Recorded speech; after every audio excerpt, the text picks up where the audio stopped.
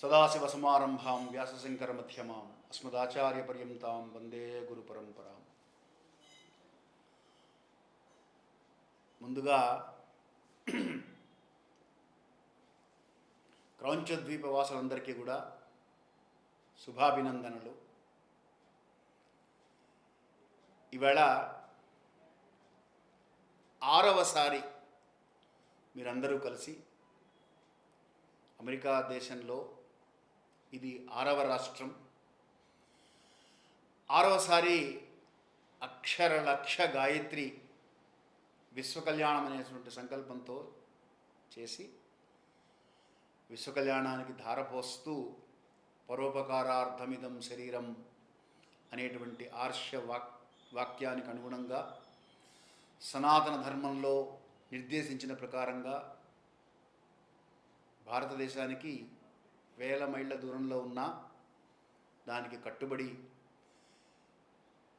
జపం చేసిన మీ అందరికీ కూడా గాయత్రి స్మరణపూర్వక శుభాశీస్సులు, శుభాభినందనలు. ఈవేళ ఈ జపం చేసిన జపతులందరూ, ఈ కార్యక్రమంలో పాల్గొన్న వారందరూ కూడా ఇలాగే జపాన్ని కొనసాగిస్తూ గాయత్రి మంత్ర జపం యొక్క ఫలితం ఏమిటో మీకు అందరికీ స్వానుభవంలో ఉన్నది కనుక లేని వాళ్ళకి కూడా తెలియచేస్తూ వాళ్ళకి కూడా ఆ ఆనందాన్ని పంచి పెట్టాలని గాయత్రి మంత్ర జపము మిగతా మంత్రాల కంటే వైశిష్ట్యమైనటువంటిది. కలిలో కల్పతరువు వంటి మంత్రం, ఏది కావాలన్నా అది ఇచ్చేటువంటి మంత్రం. చతుర్ముఖ బ్రహ్మగారిని మనం చూస్తే ధ్యానంలో ఉంటారు ఆయన, ఎప్పుడు చూసినా ఆయన చేసేటువంటి మంత్రం గాయత్రి మంత్రం. ఈశ్వరుణ్ణి పార్వతీ అమ్మవారు అడిగిందట, మీరు ధ్యానం చేస్తూ ఉంటారు, ఏం చేస్తుంటారు అని. గాయత్రి మంత్రం చేస్తూ ఉంటాను అని చెప్పారట. కాబట్టి హరిహర బ్రహ్మాదులు చేసేటువంటి గాయత్రి మంత్రాన్ని చేసుకునేటువంటి అదృష్టం మనకు లభించింది. అయితే గాయత్రి చేస్తున్నాము సంఖ్య ప్రధానంగా కాకుండా సంస్కార ప్రధానంగా మనం చేసుకోవటం అలవాటు చేసుకోవాలి. సరే, 24 లక్షలు పూర్తవ్వాలి, ఒక సంఖ్య నియమం పెట్టుకున్నాం, అంతవరకు బాగానే ఉంది, సంస్థాగతంగా సంఖ్య ఉంటుంది. కానీ జపం చేసే జపతులందరూ కూడా గాయత్రి జపం వల్ల సంస్కారం ఏమున్నది నాలో అనేటువంటి ఆలోచన ఎప్పటికప్పుడు చేస్తూ ఉండాలి. ఈ గాయత్రి మంత్రజపం అనుష్ఠానం వల్ల జరిగే ప్రయోజనం ఏమిటి అంటే, మనోబుద్ధి అహంకార చిత్తములు అనేటువంటి 4 చిత్తవృత్తులు అంటారు వీటిని. ఇవి మన ఆధీనంలోకి వస్తాయి. ముందుగా మనస్సు పరిపరి విధాలుగా పోతూ ఉంటుంది. ఈ పరిపరి విధాలుగా పోయేటువంటి మనస్సును నిగ్రహించడం, మనోనిగ్రహం కలగాలి అంటే ఇంద్రియ నిగ్రహం ద్వారానే సాధ్యం. ఇంద్రియ నిగ్రహము అనుష్ఠానం ద్వారానే సాధ్యం, అనుష్ఠానము ఆచరణ ద్వారానే సాధ్యం. అందుకని గాయత్రి మంత్ర జపము విశేషమైనటువంటి ప్రయోజనాన్ని చేకూరుస్తుంది. రెండవది బుద్ధి. ధ్యానము అంటే గాయత్రి జపం చేసే ప్రక్రియలో మీరంతా కూడా అరగంటో, పావుగంటో, గంటో ఎంతసేపు చేశారో అంతసేపు కూడా ధ్యానంలో కూర్చొని ధ్యానం చేసినటువంటి వారే.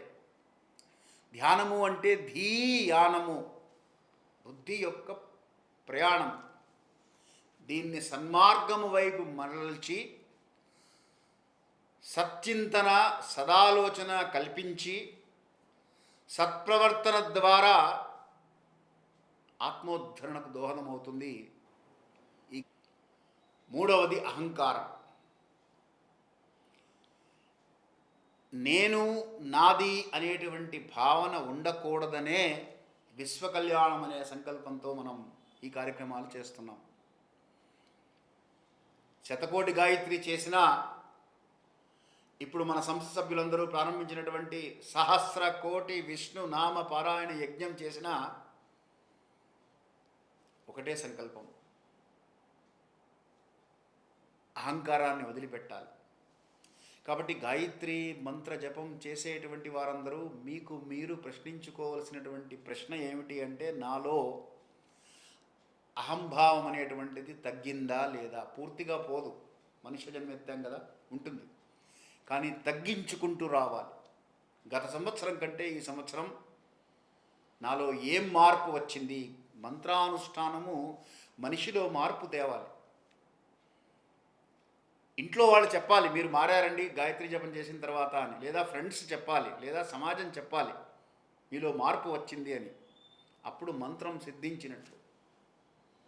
మనకి తెలియాలి తర్వాత మనలో వచ్చినటువంటి మార్పులు ఏమిటి అని. కాబట్టి ఆ విధంగా మీరంతా ధ్యానం చేస్తూ మనతో పాటు ఇంకొకరికి వచ్చే హవనంలో వాళ్ళకి కూడా ఈ సదవకాశాన్ని కల్పిద్దాం అని ప్రయత్నం చేయండి. మనకి సాధారణంగా ఏమవుతుందంటే హ్యూమన్ టెండెన్సీ అండి, ఇండియాలో బాగా చూస్తూ ఉంటాం, అక్కడ కూడా ఉంటుంది గ్యారంటీగా. ఏదన్నా మంచి విషయం కనబడింది అనుకోండి, మార్కెట్లో ఏదో కొత్తది వచ్చింది, అది ఉపయోగకరంగా ఉంది, వెంటనే మనం అడగకపోయినా మనమే చెప్తాం.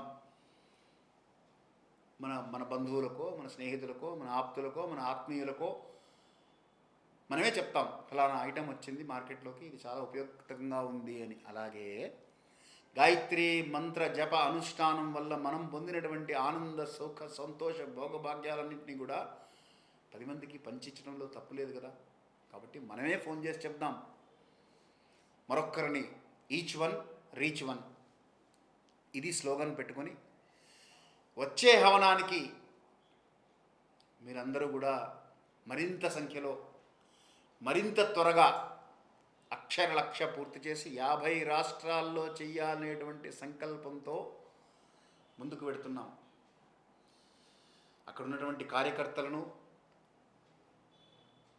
పేరు పేరున వారందరినీ కూడా అభినందిస్తున్నాను. అలాగే ఈరోజు హవనానికి మల్లెల రాజశేఖర్ గారు బ్రహ్మత్వం వహిస్తున్నారని తెలిసి చాలా సంతోషించాను. సమర్థులు, అటువంటి వారి సారథ్యంలో ఈ కార్యక్రమం జరగడం చాలా సంతోషం. మీరందరూ కూడా ఇక్కడతో అయిపోయింది అనుకోకుండా ఇవాళే కూర్చొని తర్వాత కార్యక్రమం కూడా ఎప్పుడు, ఎక్కడ, ఎలా అని కూడా నిర్ణయం తీసుకొని దానికి ప్రేరేపితులై శీఘ్రగతిన ఈ అనుష్ఠాన సంపదను కనీసం మన తెలుగు వారందరిళ్లల్లో, అలాగే భారతీయులందరిళ్లల్లో అర్హత కలిగినటువంటి వాళ్ళు చాలామంది ఉన్నారు, అధికారం ఉన్నటువంటి వాళ్ళు చాలామంది ఉన్నారు, కానీ ఆచరించేటువంటి వారు కొద్దిమందే. వారందరికీ కూడా ఈ సౌభాగ్య సంపదలను అందించి గాయత్రి అమ్మవారి యొక్క విశేష కృపా కరుణ కటాక్ష వీక్షణాలకు పాత్రులై మీ జీవితాలను ఆనందమయం చేసుకుంటారని. నిజానికి నేను ప్రత్యక్షంగా రావాల్సిన వాడిని, కానీ అమ్మవారు నాకేం చెప్పిందంటే 50 రాష్ట్రాల్లో చేద్దామనేటువంటి ఆలోచనతో ఉన్నారు, ఇప్పటికి 6 అయినాయి, ఇంకా 44 చెయ్యాలి, వాళ్ళని చేసుకొని అని చెప్పింది అమ్మవారు.